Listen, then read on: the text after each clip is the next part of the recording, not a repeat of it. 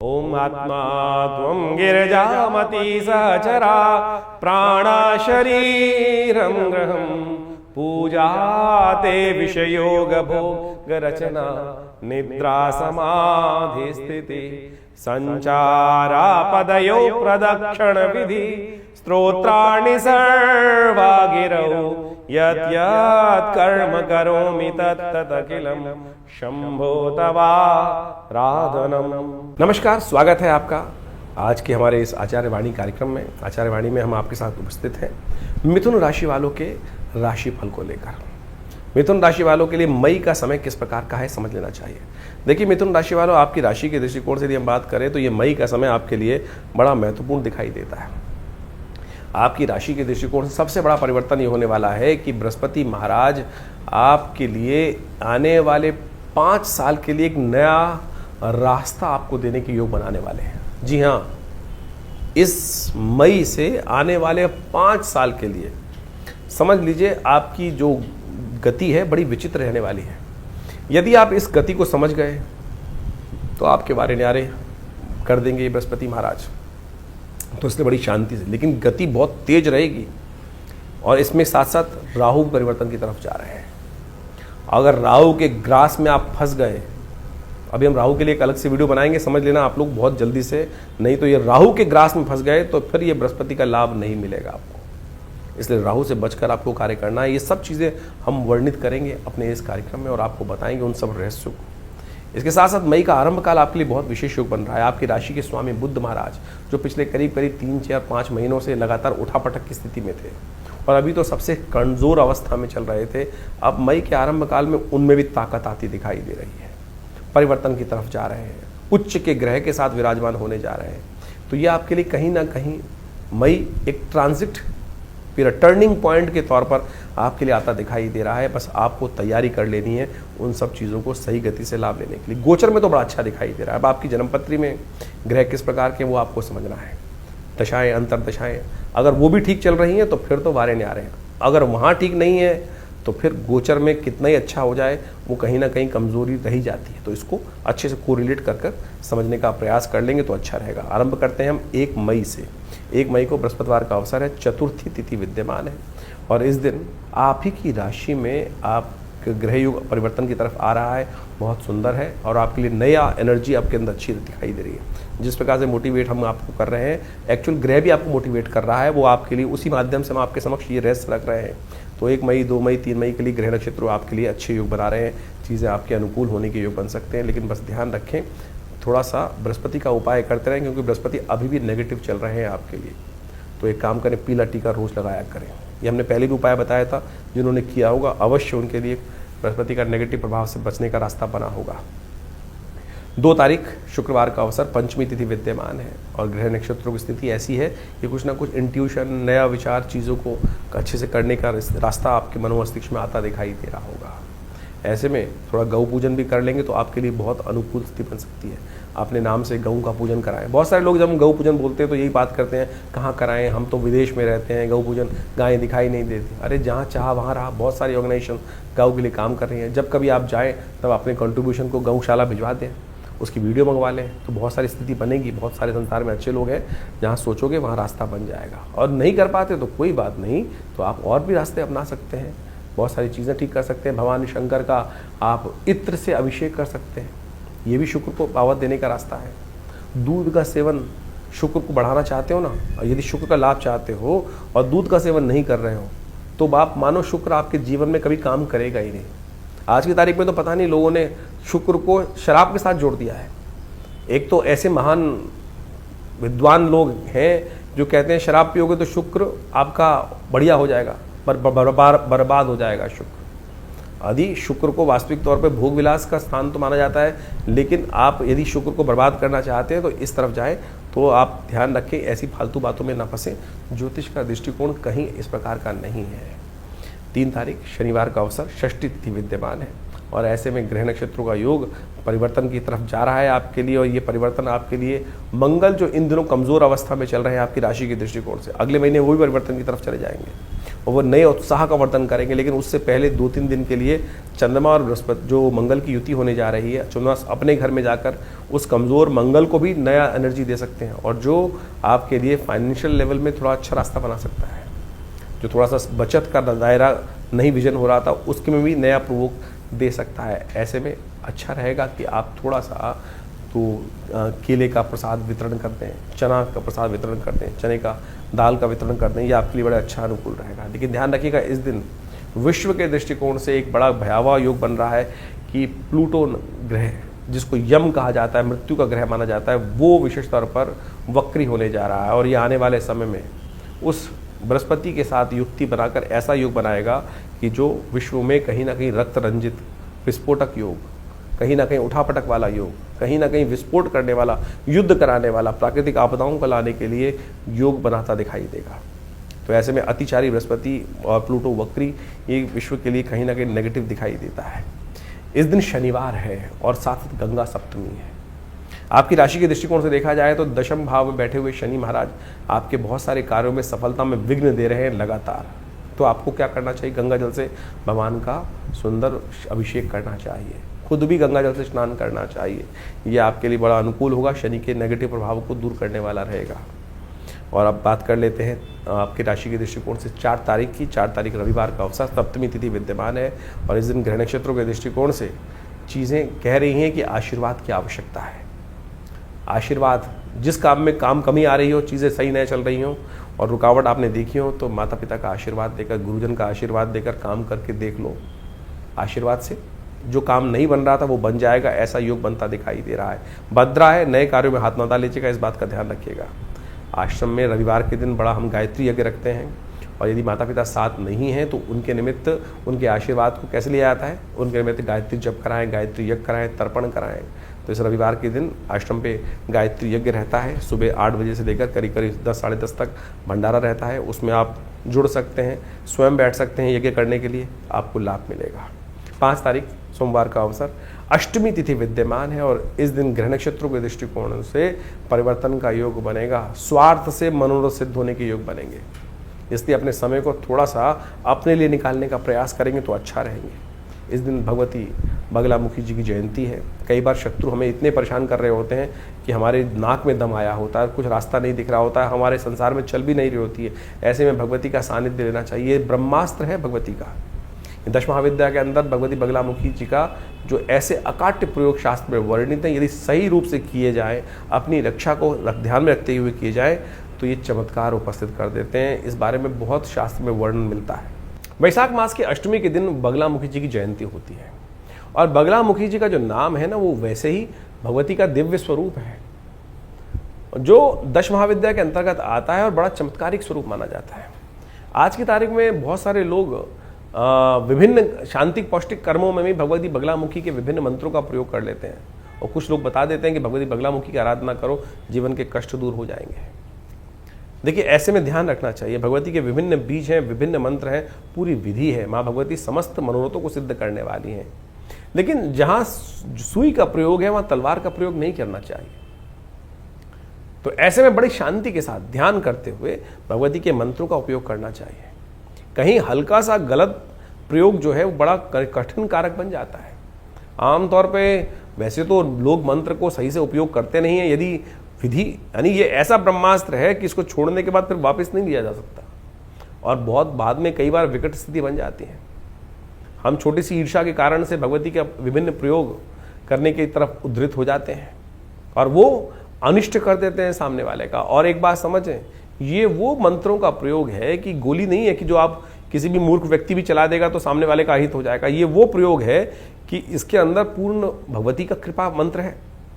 आप ये समझ लीजिए, अगर सामने वाले का कोई दोष नहीं है तो आपके ऊपर वापस आकर जिस प्रकार के मंत्र प्रयोगों का आघात होता है वो बड़ा भयावह होता है। मैंने देखा है, बिल्कुल अपने जीवन में देखा है कि बहुत सारे लोग जबरदस्ती, बहुत पुरानी बात है, हमारे आश्रम पे एक व्यक्ति आते थे और वो आप माने कि बहुत, जैसे हमारे यहाँ वर्ण 4 वर्ण बताए गए हैं, ना तो ब्राह्मण नहीं थे, लेकिन उनको एक मंत्र कहीं से मिल गया और बगलामुखी जी का मंत्र था, और उन जहाँ वो रहते थे किराए पे रहते थे, और क्या हुआ कि वो अपने मालिक से भिड़ गए। उनको वो निकालने का प्रयास कर रहा था, ये मान नहीं रहे थे, निकल नहीं रहे थे, कुछ ना कुछ दिक्कत चल रही थी, सरकारी जॉब में थे। उन्होंने उस मंत्र का प्रयोग शुरू कर दिया, जिस प्रकार का वो मंत्र वर्णित है शास्त्र के अंदर, जिस प्रकार से कहा गया, मैं पूरा मंत्र तो नहीं बोलूंगा यहाँ पर, वाचम मुखम पदम स्तंभे जिह्वाम कीले बुद्धिम विनाशे, इस प्रकार से मंत्र है, वो पूरी तरह से उसका पीली सरसों से प्रयोग, तो जिस प्रकार से शास्त्र में वर्णित है उसकी पूर्ण विधि पुस्तकों में लिखी है, और उस व्यक्ति ने वो विधि को आरंभ कर दिया। और सत्य माने उस व्यक्ति ने जो शास्त्र में वर्णित पुस्तकों के माध्यम से उस विधि को पूरी तरह से, मैं कहूँगा ब्राह्मण नहीं था, शूद्र था, लेकिन उसने वो विधि को ज्ञान प्राप्त कर कर, ये मेरा देखा प्रभाव है। आया था आश्रम पर, हमने मना भी किया उसको, पिताजी ने खूब मना किया, भाई इस प्रकार के प्रयोग नहीं करने चाहिए, इससे अनित होता है। बोला बहुत कष्ट में हूँ, ये है वो है, तो नहीं माना। हमारे द्वारा दीक्षित तो नहीं था, लेकिन पुस्तक उसके पास थी, बाजार में मिल जाती है, वो ले आया उस पुस्तक को और उसने उसका प्रयोग किया। और सत्य माने उस सामने वाले व्यक्ति के घर के 3 लोग का उसने अहित कर दिया, अहित कर दिया। 3 लोग का अहित उसी वक्त उस प्रयोग से हुआ। लेकिन बाद में उस व्यक्ति के पूरे परिवार का, स्वयं का जो हाल हुआ वो बहुत भयावह था। तो ऐसे में बड़ी सावधानी के साथ आपको ध्यान रखना चाहिए। आज की तारीख में एक जनरल ट्रेंड बन गया है कि संतान नहीं है, बगलामुखी का प्रयोग करा लो। घर में अशांति चल रही है, कुछ कष्ट ठीक नहीं हो रहा है, बगलामुखी का प्रयोग करा लो। हमारे पास आश्रम पर नित्यप्रति कॉल आते हैं कि हमें बगलामुखी का प्रयोग कराना है, ये करना है, वो करना है। और तो और बड़ी विचित्र स्थिति है। मैं आपको बाल्यकाल की एक अवस्था बताऊं कि लोग इस प्रकार के योग बनाते हैं कि एक जो वो स्थिति बताने की नहीं है, लेकिन बड़ा विचित्र स्थिति है। एक पंडित जी थे, वो अनुष्ठान के लिए जा रहे थे और अनुष्ठान करने के लिए बोले एक बड़ा घड़ा लाओ, बड़ा टब लाओ, और जो अनुष्ठान जब करेंगे वो पानी के अंदर खड़ा होकर करेंगे। यानी यजमानों को किस प्रकार से मूर्ख बनाने के लिए स्थिति बनती है। बहुत, मैं कहूँगा पंडित नहीं है ऐसे लोग कलाकार हैं। और उन्होंने जितने पंडित इकट्ठे किए, 5 पंडित 6 पंडित, उन सबको खड़ा किया उन पतीलों के अंदर पानी भरकर, जैसे बगला। अरे क्या स्थिति, बगलामुखी बगला जो होता है पानी में खड़ा होता है, और ऐसी स्थिति में हम जब करके दिखाएंगे। यजमान भी बड़े आज की तारीख में धुरंधर होते हैं, उन्होंने भी पंडित जी से कहा, पंडित जी बड़ी स्थिति में, ऐसी स्थिति बची हुई है। तो क्या क्या स्थिति आज लोक में है, ये व्यंग का शब्द नहीं है, ये बहुत ही ब्रह्मास्त्र है। बगलामुखी का जो प्रयोग, अभी छिन्नमस्तिका देवी का इसी के पास जयंती आएगी, तो उन सब के प्रयोग शास्त्र में जो वर्णित है वो अद्भुत कार्य करते हैं। जहां आपके केस चल रहे हैं, कष्ट चल रहे हैं, जीवन में बहुत ही भयावह स्थिति हो चुकी, सामने वाले ने बहुत, तब तो कोई रेयरेस्ट ऑफ रेयरेस्ट कार्यों में करने का शास्त्र में वर्णित है, लेकिन बहुत कंट्रोल लेवल में करने का प्रयास करना चाहिए। और उसको यदि बहुत सावधानी के साथ किया जाए, तब वो चीजें आपके लिए, अपनी सुरक्षा पहले, हर मंत्र का प्रयोग स्वयं कवच के साथ, कवच विभिन्न प्रकार के उनके प्रयोग, शापोद्धार इत्यादि हर चीज में वर्णित है, पूरी विधि शास्त्र में वर्णित है। यदि आपने उनमें से एक विधि भी छोड़ दी तो वो आपके ऊपर वापस जब प्रयोग आएगा आप उसकी रक्षा नहीं कर पाओगे। तो ऐसे में मेरा आप सबसे अनुरोध है कि बहुत शांति के साथ गुरु के सानिध्य में रहते हुए इन समस्त प्रयोगों को करने का प्रयास करें। बहुत सारे लोग तथाकथित तौर पर बरगलाने का प्रयास करते हैं, तो उन सबसे बचते हुए कार्य करने की ज़रूरत है। तो ऐसे विधान शास्त्र में जो वर्णित चमत्कार के रूप में है, और आप समझें कि हमारे स्वयं भी बहुत बड़ा आश्रम चलाते हैं हम, बहुत सारे जीवन में कष्ट भी आए, और कभी ऐसी आवश्यकता पड़ी तो जहाँ बहुत क्लिष्टता समय था, बगलामुखी के प्रयोगों को उपयोग करके देखा गया, महाकाली के प्रयोग को उपयोग करके देखा गया, स्वयं के लिए उपयोग करके देखा गया। चमत्कार उपस्थित कर देता है, ऐसे समस्याओं को दूर कर देता है जैसे गधे के सिर पे से सींग। पता नहीं कब वो समस्याएं चली जाएं, कैसे ठीक हो जाएं, और हमने वो बिल्कुल स्थिति को समझ के देखा है। कोशिश ये करें, बस सानिध्य बहुत ज़रूरी है, अपनी रक्षा बहुत ज़रूरी है। इन सब चीज़ों को समझते हुए कार्य करेंगे तो अच्छा रहेगा। तो ये भगवती बगलामुखी जी का दिव्य स्वरूप जो है व्यक्ति के जीवन में कल्याण करने वाला है।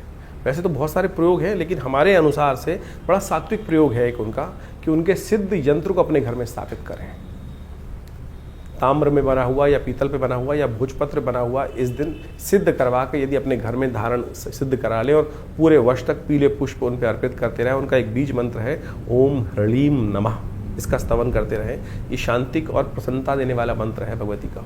तो इसको सानिध्य लेंगे तो कृपा होगी और आपकी रक्षा भी होती रहेगी। कई बार हमारे जीवन में क्या होता है, बहुत सारी नज़र इत्यादि लगती रहती हैं, बहुत सारे कष्ट कहीं ना कहीं हमारी समृद्धि से परेशान होकर लोग करते ही रहते हैं कुछ ना कुछ। तो उन सब से रक्षा करने के लिए इससे सुंदर प्रयोग कोई नहीं होगा।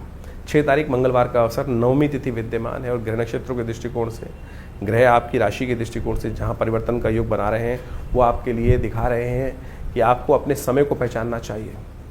कई बार हम सामर्थ्य बहुत कुछ रखते हैं लेकिन सही दिशा में सामर्थ्य को लगा नहीं पाते हैं उस चीज़ को। उसके लिए एकाग्रता की ज़रूरत होती है और लोग हमारे ध्यान को भ्रमित करने का प्रयास करते हैं।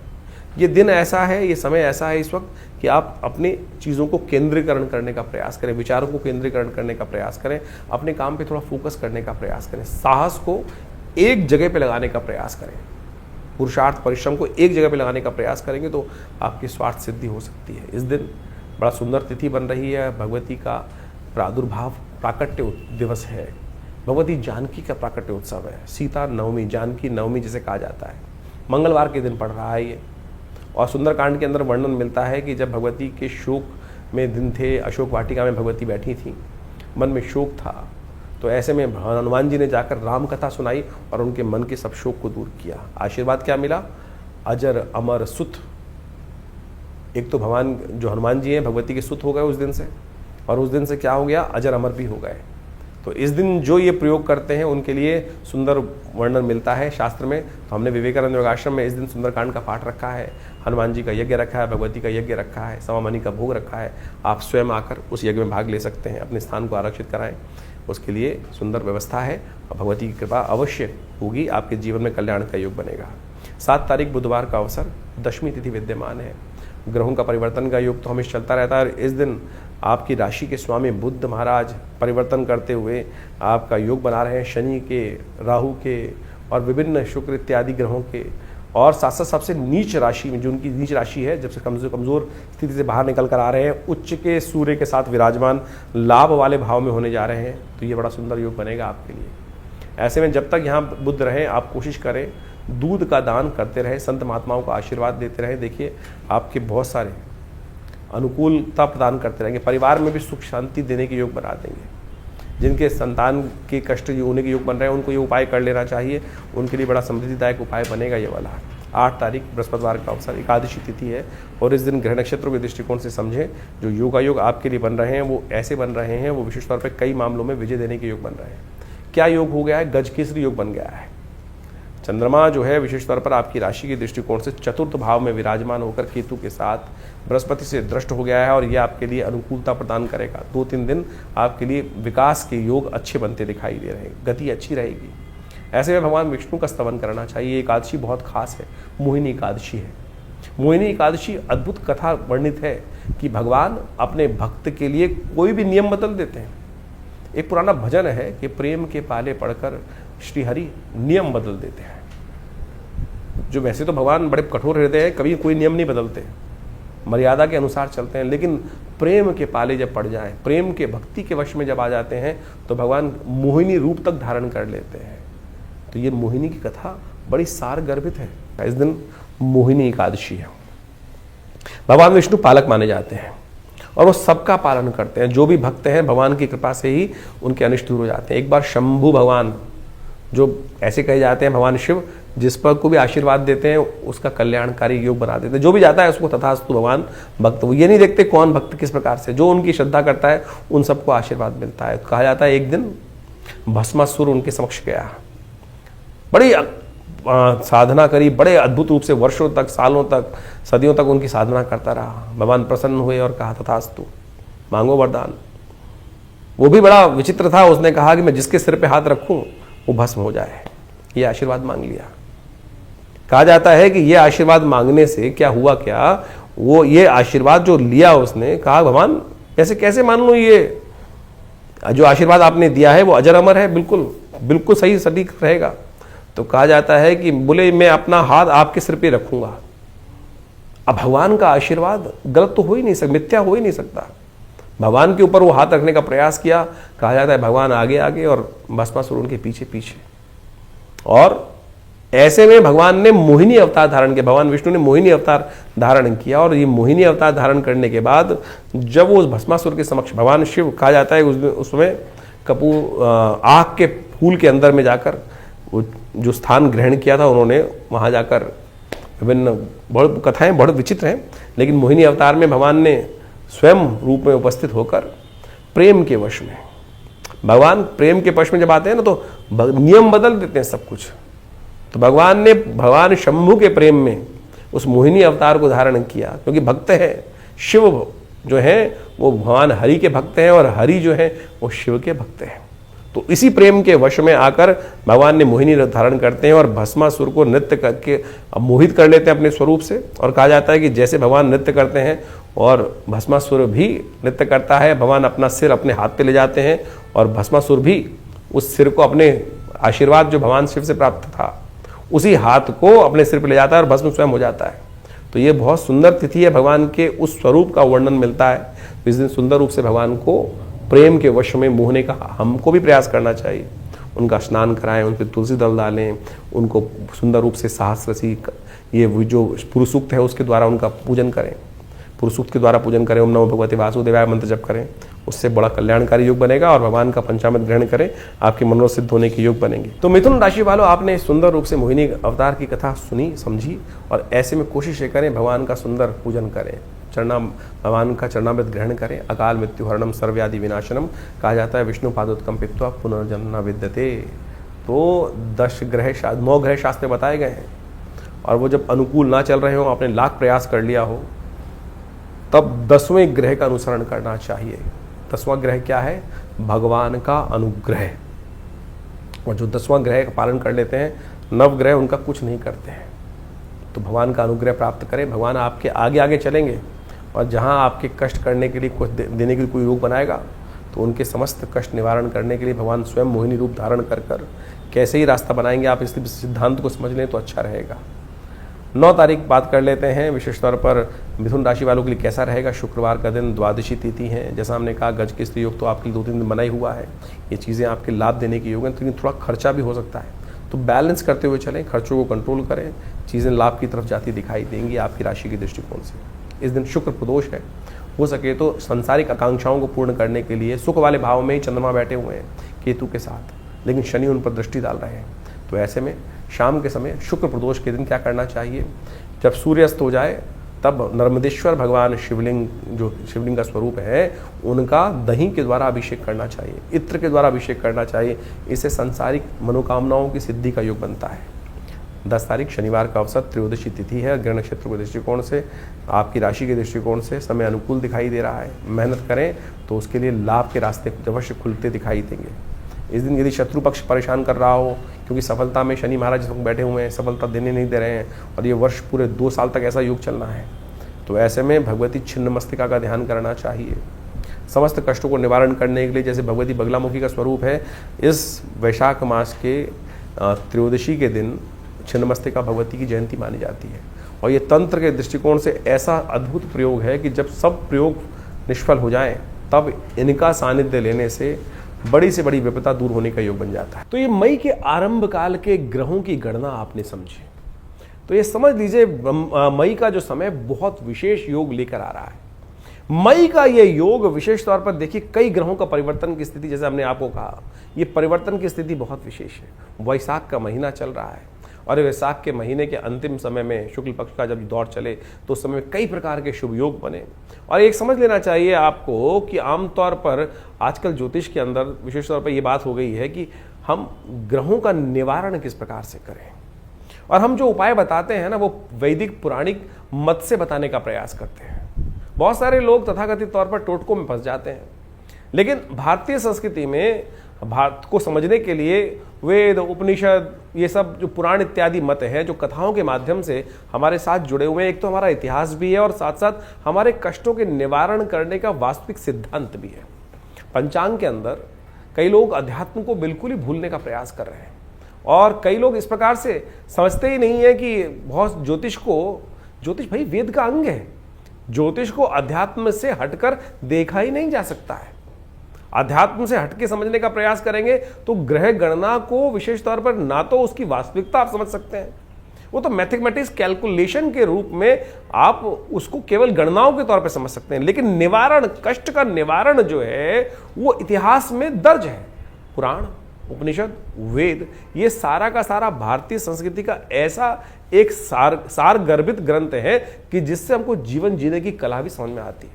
और ये वैशाख का महीना चल रहा है जिसे भगवान ने अपना नाम दिया है। कार्तिक से भी बढ़िया कोई मास हो सकता है जिसमें सुंदर योग बनते हैं, चाहे वो विशेष तौर पर आप समझे, जिसमें आज हमने आपको समय कालांतर में बताने का प्रयास किया। अक्षय तृतीया वैशाख के महीने में आती है और साथ साथ विभिन्न प्रकार की जयंतियाँ आती हैं, बगलामुखी जयंती आती है। जीवन में कष्ट चल रहा हो, कैसे निवारण करेंगे? अगर एक पुराने हमारे कवि साहब ने लिखा, क्षमा शोभती उस भुजंग को जिसके पास गरल हो।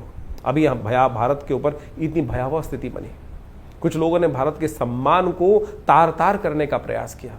यदि हम पे शक्ति नहीं होगी जैसे, तो हम कैसे, कोई भी आके थप्पड़ मार के चला जाएगा, और यदि शक्ति होगी तो उसका प्रत्युत्तर देकर अपने सम्मान को पुनः स्थापित करने का कार्य किया सकते हैं। बगलामुखी, छिन्नमस्तका इत्यादि की जयंती इस वैशाख के महीने में आती है। ये शक्तियों का इसीलिए शास्त्र में वर्णन है कि भाई जीवन में कष्टों का निवारण करने के लिए जो आपके पास शक्तियां हैं, ब्रह्मास्त्र हैं, उनका उपयोग किया जाना चाहिए।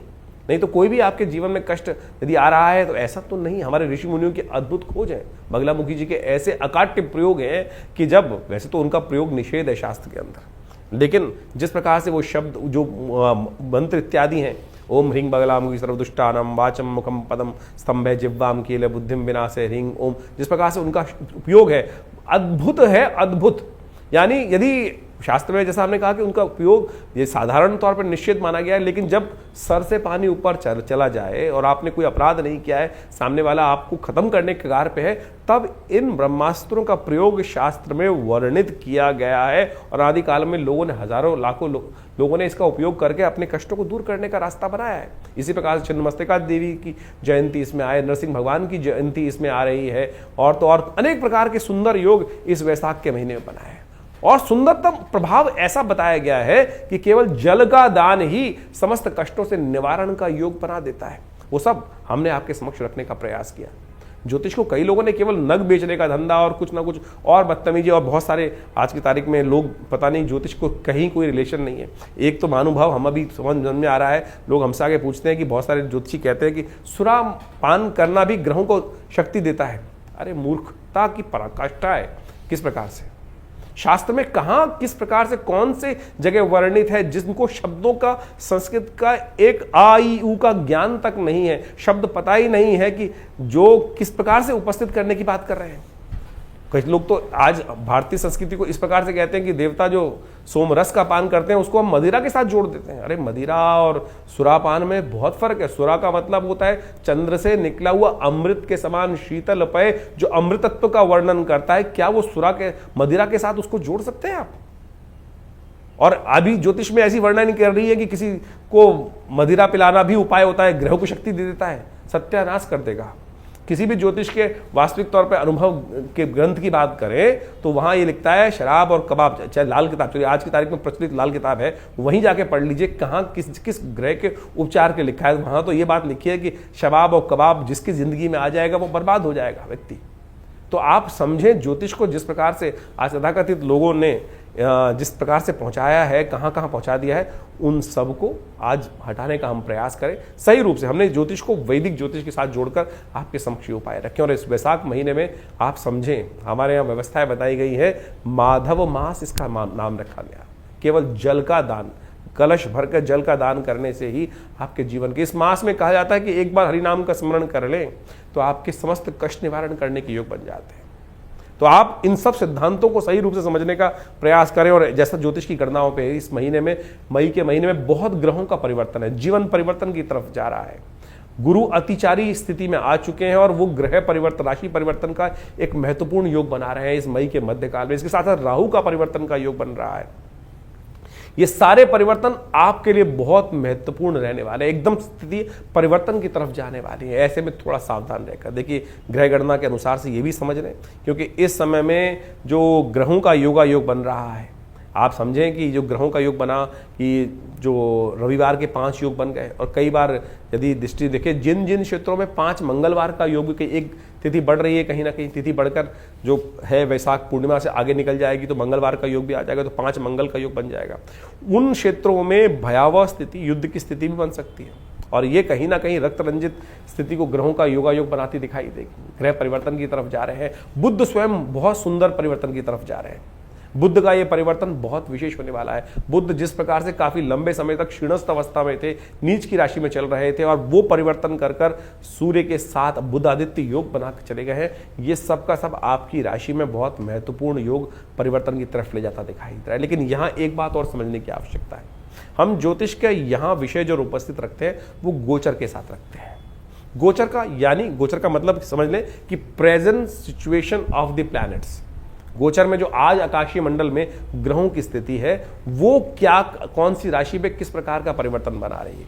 लेकिन आपका जन्म एक विशेष समय पर हुआ है, उससे आपकी जन्मपत्री बनी, उससे आपके नक्षत्र की कैलकुलेशन से दशाएं निकाली गई, दशाएं, अंतर दशाएं, ग्रहों की इंटरनल स्थिति, उन सबको कोरिलेट करने की आवश्यकता है। अगर विंशोत्तरी दशा, अंतर दशा, प्रत्यंतर दशा के अनुसार से आपका समय अच्छा चल रहा है और गोचर में भी वही ग्रहों का योगायोग बन जाए तो वारे न्यारे।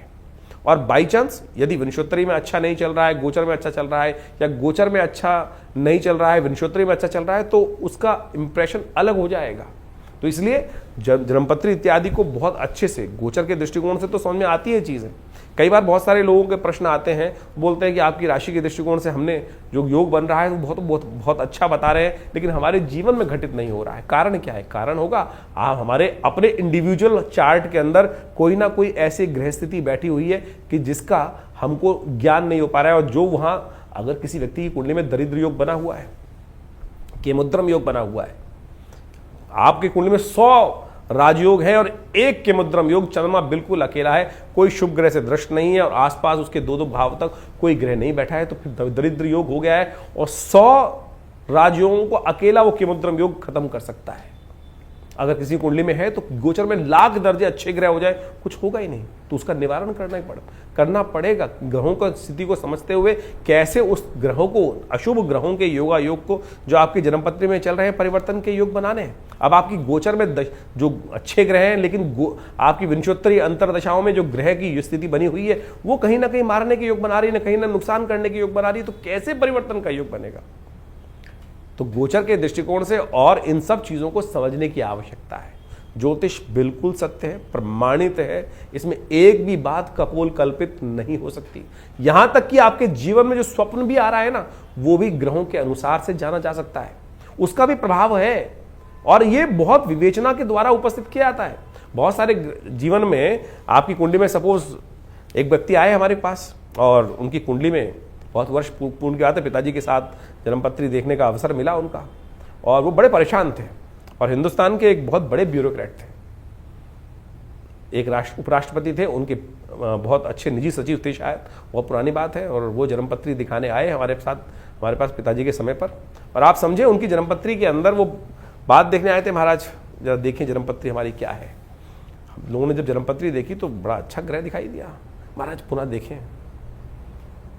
तो उन्होंने कहा, जी मेरे को किसी ज्योतिषी जी ने बता दिया है कि मेरा मृत्यु योग आ रहा है, मेरी मृत्यु होने वाली, ऐसा योग उन्होंने बताया कि होने वाली है। जब उन्होंने बहुत जन्मपत्री को देखा तो हमने कहा, जी आपकी कुंडली में तो पूर्ण आयु है, हाँ, लेकिन जिन ज्योतिषी ने बताया है वो भी चमत्कार किया है, बिल्कुल मृत्यु होने के योग है आपकी कुंडली में, लेकिन उस मृत्यु के बाद भी आप जीवित रहेंगे।